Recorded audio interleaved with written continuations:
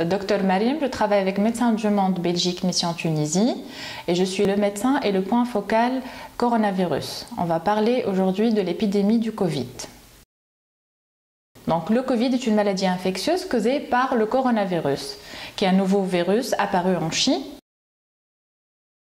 Généralement, les symptômes les plus courants sont de type fièvre, fatigue ou toux sèche. Certains patients présentent des douleurs, des maux de gorge ou des écoulements nasaux. Dans la plupart du temps, c'est des symptômes qui sont bénins et qui apparaissent de manière progressive. Donc, certaines personnes, bien qu'infectées, peuvent ne pas présenter de symptômes. Et la plupart, dans 80% des cas, les personnes guérissent sans avoir recours à des médicaments ou des soins particuliers. Donc, environ une personne sur 6 contracte la maladie et présente des symptômes plus graves, notamment des difficultés respiratoires. Les personnes qui sont les plus fragiles sont notamment les sujets âgés ou les personnes qui ont des problèmes de santé type d'hypertension, des problèmes cardiaques, respiratoires ou le diabète. Donc, il faut faire attention chez ces populations de personnes fragiles d'éviter de contracter la maladie pour ne pas avoir de symptômes plus graves.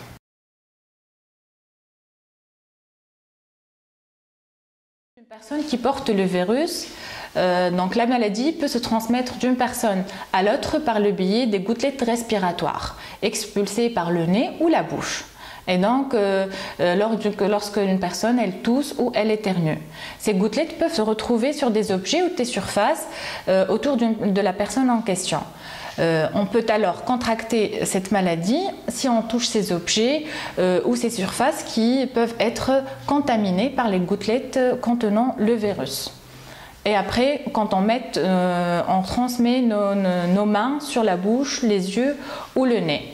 Il est également possible de transmettre cette maladie en inhalant les gouttelettes d'une personne malade devant nous quand elle tousse ou qu'elle éternue.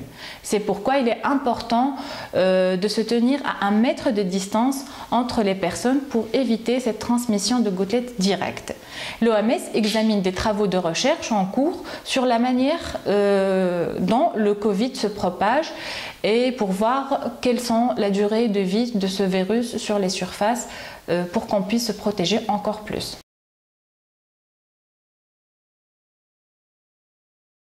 Mesures préventives. Donc, tout d'abord, il faut éviter le contact étroit avec des personnes malades qui peuvent porter le virus. Et aussi, il faut ne pas oublier de se laver les mains et éviter de sortir de la maison que pour faire des courses qui sont nécessaires ou d'acheter des médicaments. Là, pour éviter le contact avec même des surfaces qui peuvent être infectées. Et bien entendu, se laver les mains plusieurs fois par jour et surtout quand elles sont sales ou avant de préparer à manger. Il faut se laver les mains à l'eau et au savon 20 secondes, pendant 20 secondes minimum. Ou, à défaut, si on n'a pas de l'eau à côté, il faut utiliser une solution hydroalcoolique qui contient minimum 60 degrés de taux d'alcool pour faire la désinfection des mains. Et aussi, il faut garder une distance avec des personnes de au moins 1 mètre pour éviter la transmission des gouttelettes pouvant porter le virus.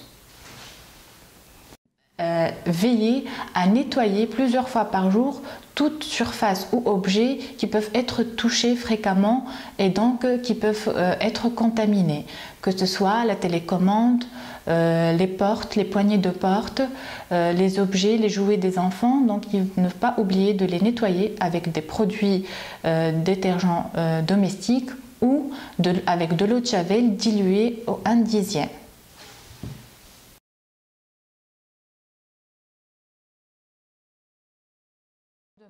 Donc, on va tout d'abord expliquer qu'il y a 2 types de masques.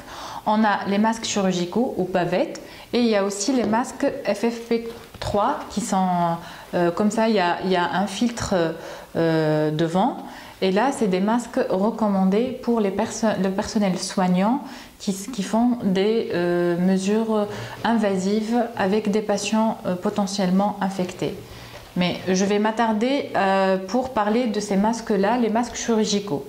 Donc, il est recommandé que ces masques chirurgicaux doivent être portés par les personnes qui sont malades, qui ont des symptômes respiratoires, qui toussent ou qui éternuent, ou pour le personnel soignant. Donc, pour une personne qui n'a aucun symptôme, il n'est pas recommandé le port de masque parce que ça peut donner des fausses impressions de sécurité. Donc, pour ceux qui vont porter des masques, on va voir ensemble comment l'utiliser. Donc, tout d'abord, avant de porter le masque, il faut se laver les mains avec de l'eau et du savon. Il faut avoir les mains propres ou avec une solution hydroalcoolique. Après, on prend le masque et on vérifie s'il n'est pas déchiré. Donc, après, on s'assure que le bord métallique, il est en haut. Donc, il y a un petit bord ici métallique pour pincer au niveau du nez et on le met en haut. Et de vérifier, il y a deux faces généralement pour les masques chirurgicaux. Il y a une face colorée et une face plus claire. Il faut s'assurer que la face colorée, c'est la face extérieure. Après, on prend les deux bouts de l'élastique du masque et on essaie de mettre devant le visage, comme ça, et on le met sous les deux oreilles. On fixe l'élastique derrière les oreilles. On pince le bord métallique au niveau du nez et on fait comme ça au niveau du menton pour protéger tout la surface de la bouche et du nez. Comme ça, on est protégé. Il faut éviter de toucher la face extérieure parce que elle peut être contaminée et donc il faut éviter de la toucher avec les doigts. Et quand on va enlever ce masque, il faut savoir comment l'utiliser. Bien évidemment, on ne va pas toucher cette face-là, on va toucher au niveau des élastiques derrière les oreilles, comme ça, et directement jeter le masque dans une poubelle qu'on fermera. Il ne faut pas laisser traîner les masques.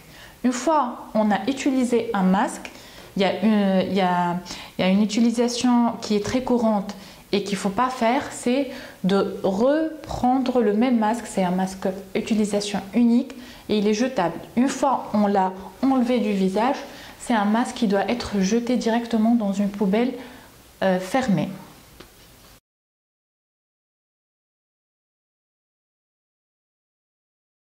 Ne pas oublier surtout que ces masques-là ne sont recommandés que pour les personnes qui ont des symptômes respiratoires ou le personnel soignant. On ne va pas s'amuser à les utiliser pour de tous les jours. Si on n'a pas de symptômes, ça ne sert à rien et ça peut même être une source de contamination. Qui est potentiellement malade, elle doit porter un masque quand elle est en contact avec d'autres personnes pour éviter de contaminer la personne qu'elle est en face de nous. Et donc, une fois on prend le masque et on le porte, on va essayer de le garder tant qu'on est en contact avec d'autres personnes. Et si jamais on l'enlève, il faut impérativement directement le jeter dans une poubelle et prendre un autre masque pour se protéger ou protéger la personne qui est en face de nous.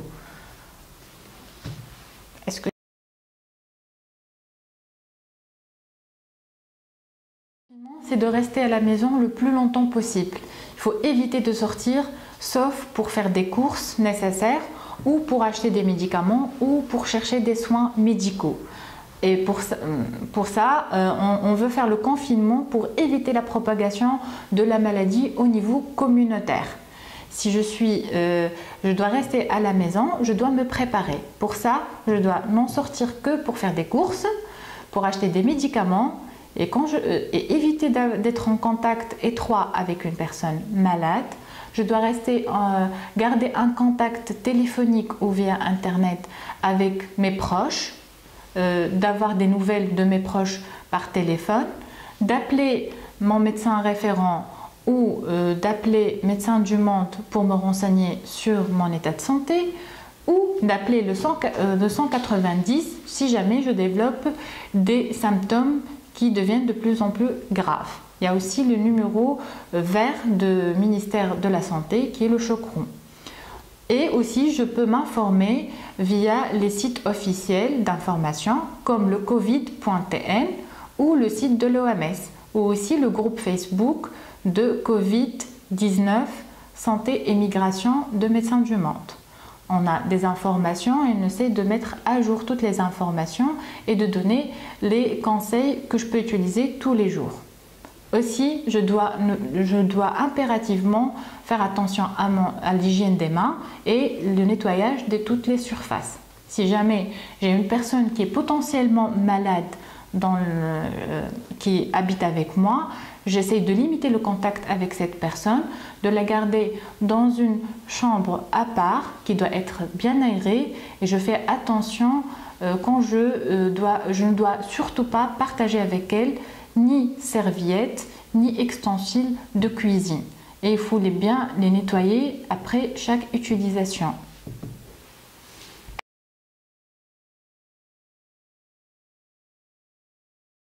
Certaines personnes pensent que certains aliments peuvent guérir ou protéger du Covid.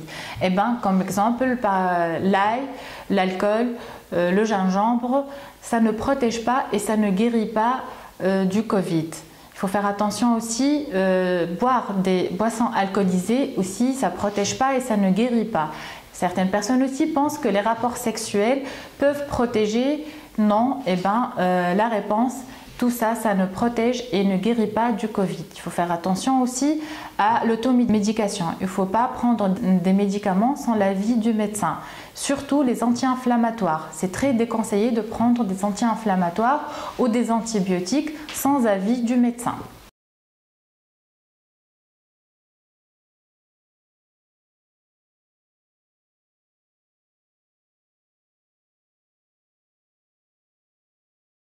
Suite à l'épidémie Covid, Médecins du Monde Belgique Mission Tunisie a adapté sa prise en charge pour la population migrante.